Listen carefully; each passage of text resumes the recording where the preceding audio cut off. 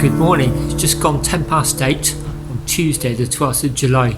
I've just got the train down from my hometown in Bath from Oldfield Park to Dorchester West, and I'm just doing a little mini cycle tour of Purbeck. I did a similar mini tour of Wessex back in March. I'll put a link to that up in the screen right now. On that trip I sort of followed the theme of Thomas Hardy and T.E. Lawrence, better known as Lawrence of Arabia, so I visited some places of interest linked to those. And when I was at Hardy's birthplace at Upper Bockhampton, I was waiting to go in actually, and this lady sort of said to me, "Oh, have you been to Lawrence's place of burial at Morton?" And I said no, and she said, "If you like it here," which was Bockhampton, because it was a lovely spring morning, she said, "You'll love it there." So I thought, oh right, I'll bookmark that. And then when I was having coffee afterwards, after I'd been in, there's two other ladies who had been on the same tour as me, and they confirmed it, said yes, you ought to go there. And they also recommended another church at Wareham where there's an effigy of T.E. Lawrence. So that's what I'm doing today. I'm visiting those two churches. First of all, I'm going to go to the house that Hardy designed and built for himself on the outskirts of Dorchester. It's called Maxgate. I don't think I'll get to look around today. I did look at booking it over the weekend, but it was already fully booked for the early visit, and I didn't really want to wait around till midday. So I'm going to go there and have a look. So hopefully I'll get a feel for it, but I doubt very much whether I'll be able to get a look around. But I'm heading that way then, out towards the Isle of Purbeck.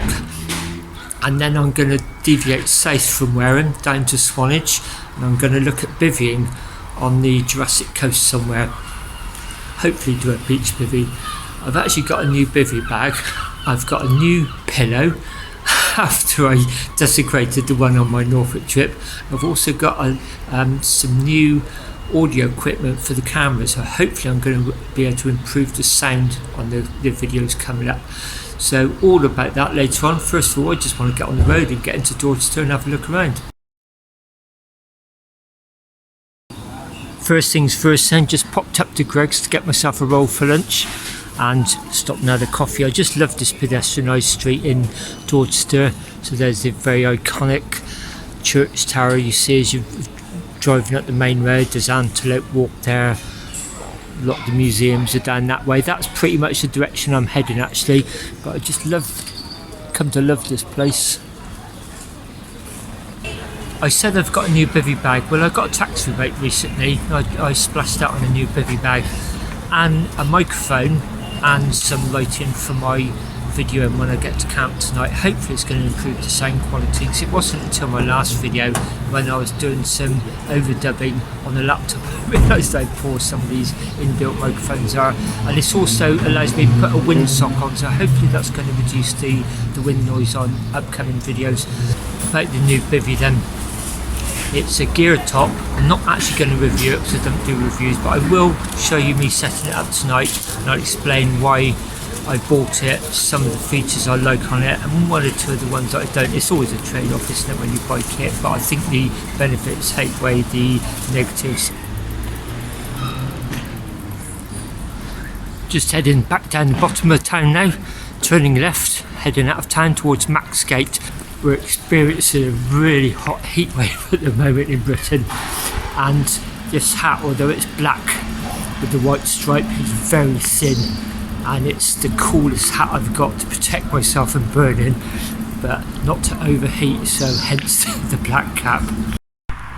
I've been to Dorchester so many times, and I obviously knew about this place, but I didn't realise it's so close. Just as you leave on the Wareham Road, there's actually a cycle path right alongside it.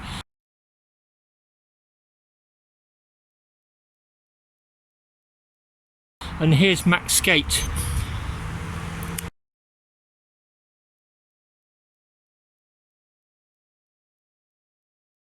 I looked into booking the 10 AM tour and it was fully booked. There's one place left on the 11 AM tour, but that would take me right over midday, and that just eats into too much of my day. I found the location. It looks absolutely lovely. I am actually going to come back here at some point. Me and Linda come to Dorchester quite often and stay, so this is within easy walking distance or even a short bus ride from the town centre. So I'm going to carry on this way, head to a couple of churches that were recommended to me. The last few days we've been experiencing a heat wave, and although today is supposed to be a bit more cloudy and not quite as intensely hot, obviously going to make sure I've got plenty of sunscreen on, drink plenty of water, watch dehydration, and probably hole up in the hottest part of the afternoon. Although this is a busy road, there's a nice, very smooth cycle path running alongside it. It's a lovely way to leave Dorchester and head out into Wessex down towards Purbeck. Now on a wilder section of cycle path. It is actually marked as a Sustrans route, but it's clearly not used as often as the other ones. This is quite overgrown.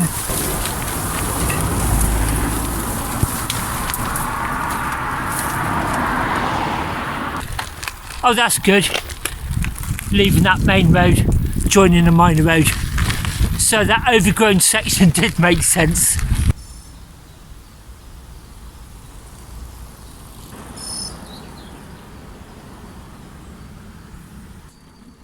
Some very welcome shade on such a warm and quite humid day. This is really nice. I'm following Sustrans route number 2, and this is my second point of interest, Morton Church. There's a walled garden and cafe there. It's the resting place of T.E. Lawrence, better known as Lawrence of Arabia. I'm now at my second point of interest, the village of Morton. It's a lovely thatched hamlet, and I'm just going down this track here towards the church. And look at this lovely little bathing area across this river. There's a bridge to ford it.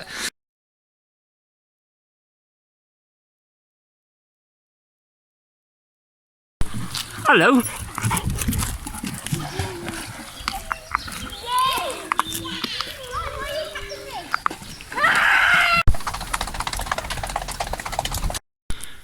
It turns out the church is actually back. I just passed the track down to it, so the river's down there. It's a river Froome, by the way, so I just backtracked. You take this private road through it, but there's access permitted to the church here, St Nicholas Church. This is what I've come to look at. It's a really good information board there. Lots of information included about T.E. Lawrence, Lawrence of Arabia.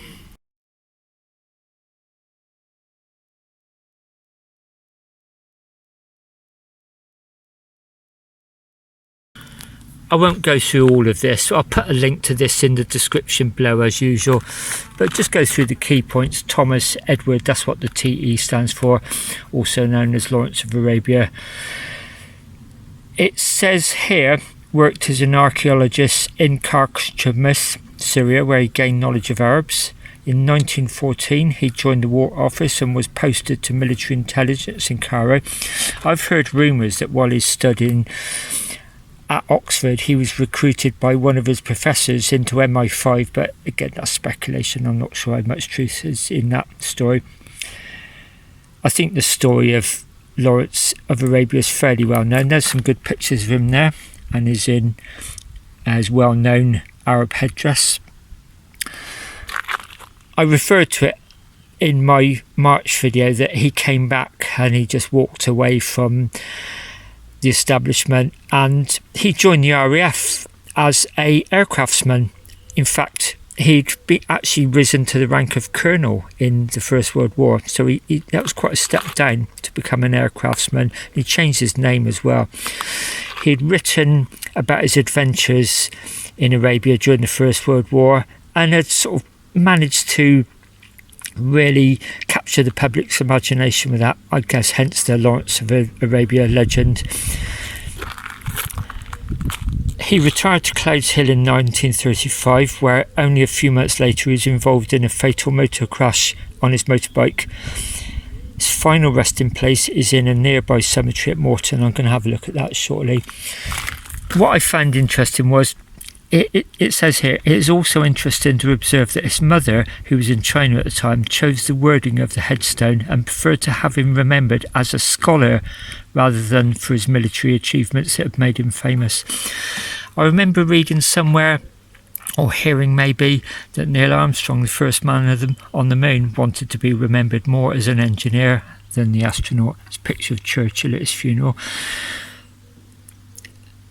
Lawrence had actually been a pallbearer at Thomas Hardy's funeral alongside the Prime Minister and the leader of the opposition of the day. You know, can you imagine that these days? And also there's another story I became made aware of a few years ago, that Lord Attlee, Clement Attlee, even though he's in his 90s of an ill health, insisted on being a pallbearer at Churchill's funeral. Again, you know, political rivals, but also had sort of respect for each other. Again, can you imagine that these days? Probably not.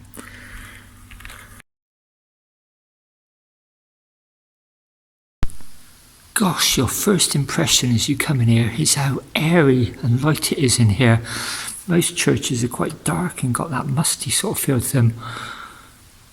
Wow, that's throwing light in and just really making this a warm feeling church. Wow. Lightning cracks painted on the windows. Oh, what a lovely place. As I said earlier on, I didn't even know about this place. It was just recommended to me by that lady at Hardy's birthplace, and then the two ladies afterwards, while I was having coffee, confirmed it was a really nice place to come to. I would certainly recommend this. Just on my initial impressions, this is just such a beautiful place.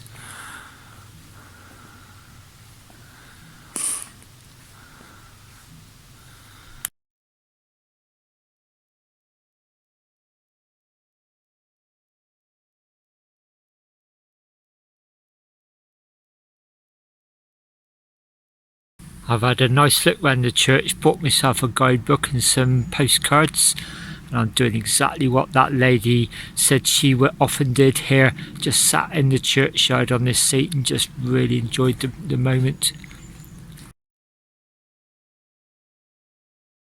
In the film Lawrence of Arabia, I seem to remember there was a funeral ceremony at Westminster Cathedral, so I always assumed he'd been buried there, but apparently not. The actual funeral was held in this church, and his grave is just down the road in the cemetery, so maybe that is a remembrance service. It's been a while since I've seen the film Lawrence of Arabia. After my visit back to Clouds Hill and the site of his motorcycle accident, the fatal motorcycle accident where he died in hospital a few days later, I did actually get hold of a DVD off eBay and watched a sequel to Lawrence of Arabia. It's all about the peace conferences and his involvement in that in the 1920s. But I understand there's a third film being made called Lawrence After Arabia, and it's all to do with the geopolitical events in the 1930s. It was thought that Hitler had actually really been influenced by Lawrence's book, and that the British government thought that Lawrence may possibly have some influence on him, and it was suggested that they made contact with him just before his death to try and get him to go to Germany and visit Hitler. I don't know how much truth there was in that, but I think that's the plot of the film anyway. I'm waiting for that to come on DVD so I can get hold of a copy and watch it. Meanwhile, I'm just really enjoying this. I'm so glad I just struck up that conversation with that lady. It just shows, you know, when you're touring by yourself, you're much more likely to talk. People don't feel quite threatened by you, do they, when you're by yourself, and they're much more likely to talk. And I would have never known about this if I hadn't struck up that conversation with that lady. So just up from the church, I'd come in from the left and I went down there. That's towards the ford, and the church is there, and then just along here there's the walled garden, and here's the cemetery. And according to the guide I've just picked up in the church, it says it's down the far end of the path. Oh, I can see it from here, yeah. Wow, another lovely spot to just sit. There's Lawrence's grave, his resting place. And that's looking back at the porched entrance.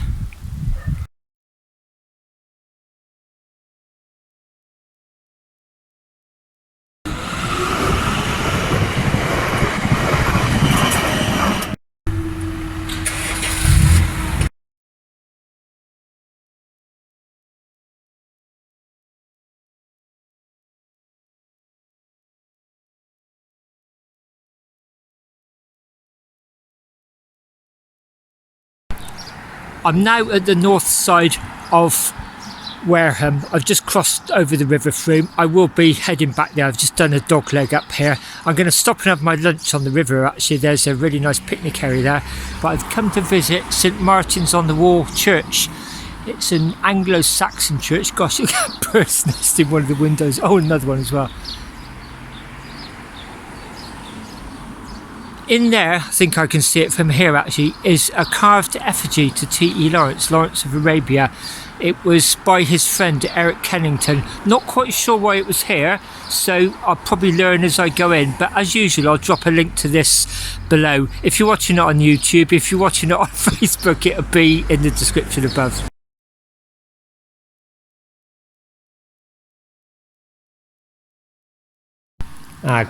Good, there's an explanation of why the effigy is actually here. It says a committee was formed to discuss a fitting memorial for Lawrence, Eric Kennington as artistic lead. His sketch was accepted, but the committee disbanded. He decided to sculpt the effigy anyway at his own expense. Professor Lawrence, T.E.L's brother, found out about it and paid for the work. Possible sites were discussed. Salisbury Cathedral was dismissed. St Martin's on the Wall, Wareham, was suggested and accepted by all, including the then rector, Reverend Howe. The effigy was first brought to the rectory, where it was rested overnight prior to installation in St Martin on the Walls.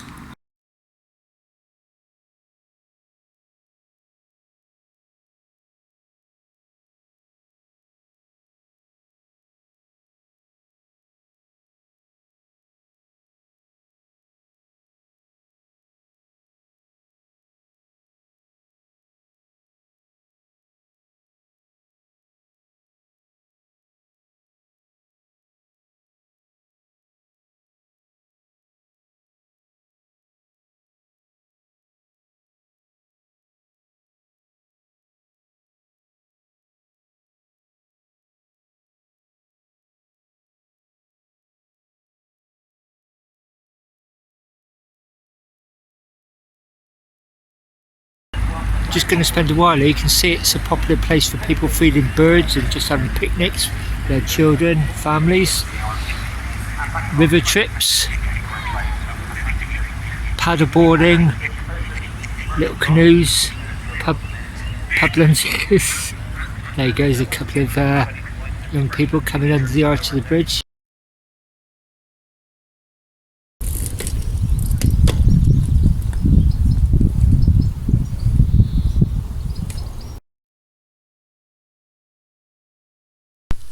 Right by the bridge where I had my picnic at Wareham by the river, there was a boundary sign then for the Isle of Purbeck. So I am now actually on the Isle of Purbeck. In fact, I'm passing through an RSPB reserve, and this is gorgeous. It just reminds me of cycling around Minsmere RSPB reserve on the first night of my pillbox tour, the first night on the road anyway, before I did that beach camp up near Sizewell Nuclear Power Station. The other thing about Norfolk was a lot of the churches had flint exteriors, because I read before I went that just underneath the soil is layers of flint in Norfolk. That's why you'll see so many churches and buildings with flint exteriors. And I read somewhere that that flint millions of years ago was actually sponges on the sea floor. So that was another thing I tried to describe on the videos in the tent, but it was drowned out by the wind noise. Anyway, I'm going to press on through here. This is delightful, if very, very humid, and head down to Swanage, probably have an ice cream on the seafront, and then maybe pick up some beer and start looking for somewhere subtle to camp for tonight. I've climbed up on this plateau. It's like heather heathland. It's gorgeous here, right in the middle of Wareham Forest, I think. A bit like the New Forest. It's as much heathland as it is forest. I sense that's the coast just behind that hill over there. You can almost feel the sea. Everything's so parched looking, not just orange, it's almost white, to be honest, some of the grass. This is really, really nice. Just as I was thinking it couldn't get any better, my Garmin is doing a very sharp left-hand turn, almost doubling back on myself and going off at an angle. A long Rempstone ride. Follow the signs to Studland, 5 miles. or route 2 to Poole. So we're going off road. Wow, I'm really enjoying this. Partly enjoying it because I don't really know where I'm going. I mean, I know where I'm heading eventually. It's quite bumpy. But I'm not sure exactly where this particular track goes, how far it's rough stuff for. It's great, no time constraint. Doesn't get dark much for about 9:15, 9:45 at the moment. Still on the Sustrans rough stuff route. Just crossed the minor road here, through that gate and through this one with all these ponies. Now I'm heading this way. It's now 3 PM and I've just set up my new external microphone with the windsock on it to try and see if I can kill the wind noise on my videos. It's one of those outdoor microphones that looks like a fluffy poodle. So I've just come across that heathland. You may see it looks very purpley over there. Heather just about to burst into bloom. And then I joined the minor road, cut across a busy road. That's Corfe Castle down there. That's the road heading towards Swanage. There's a railway down there, and you might see a steam train going by at some point. And I'm just on this permissive path. Basically, it's not a byway, it's just you ride it at your own risk. If it looks dangerous, I just get off and push. But it's quite chalky. You see there's a big youth group there. You may just see Corfe Castle sticking its head out around that hill. I'll just zoom in. And I'm heading towards Swanage. I wonder if I can see it. Oh, I think I can actually. As the hill starts to go down, I think that's probably it there. You can see a lot of built up, what look like white chalets, possibly caravans. I think that'll be the sea down there. That's certainly the way the railway and the road's heading anyway. Anyway, let's see if this windsock and the external microphones help kill the wind noise, because it's quite breezy up here now. I've just course changed off that scorched ridge, taking this track down. Definitely a Swanage look. Can you see it sloping down? There's the sea, very hazy. There's that youth group in front of me. It's really nice seeing a group of young people like that, just clearly enjoying themselves. There's only one adult as well. That's the ridge I was on. And I came down on a not too bad chalky track, and I joined this minor road. And my Garmin, my new Garmin, has just told me I've finished the climb, so it knows the climbs I don't. It knows the route better than I do, and it does sense I'm starting to drop.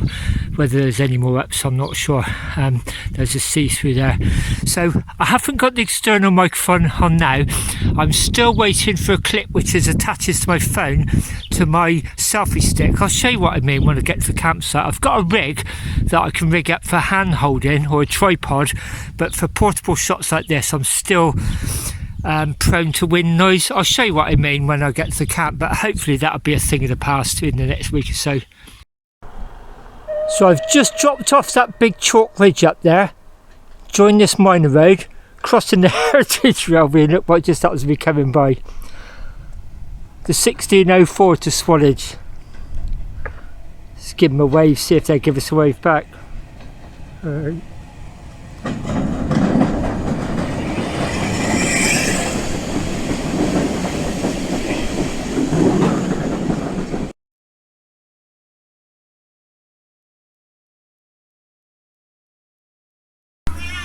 Forgot how much I liked it here.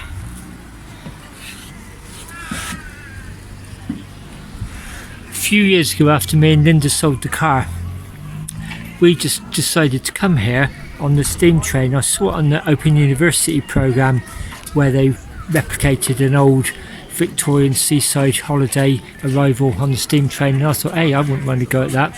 So we got the train from Oldfield Park to Dorchester, changed stations at Dorchester, got a fast train to Wareham, and got the bus from outside Wareham station down to just north of Corfe Castle, then got on the steam train with all our sort of suitcases, well, our luggage. We were staying at the youth hostel, and just got off the steam train there as holiday, because it's literally just round the corner. You literally come out the railway station, you've just got this view in front of you.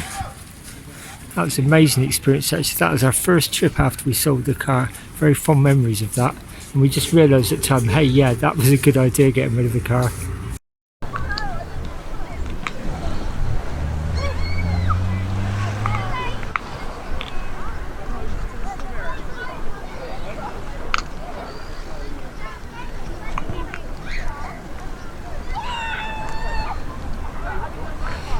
This is an English seaside resort at its very best.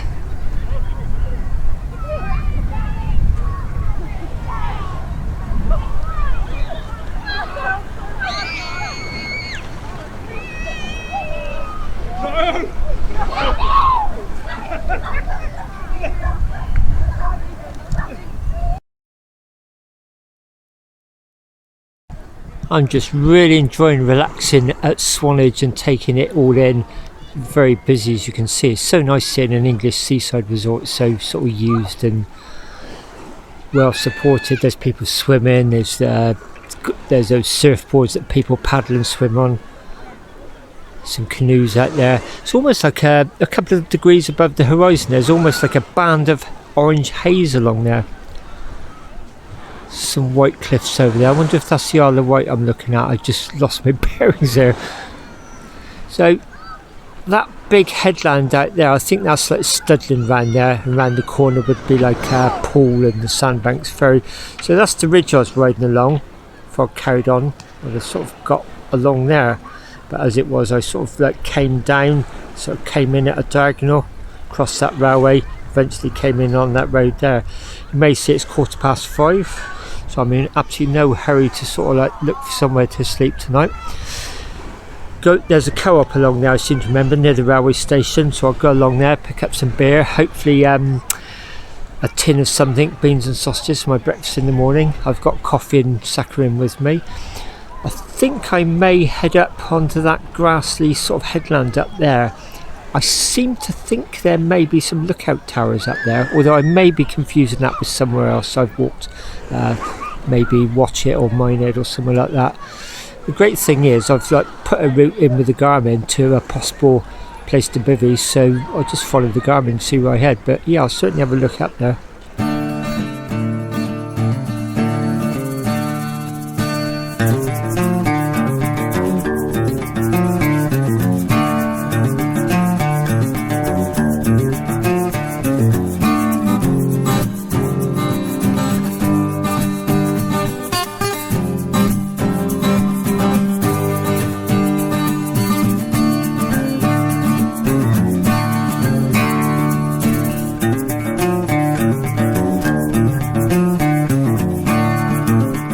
I'm at Max Gate, the house on the outskirts of Dorchester that Thomas Hardy designed and built for himself.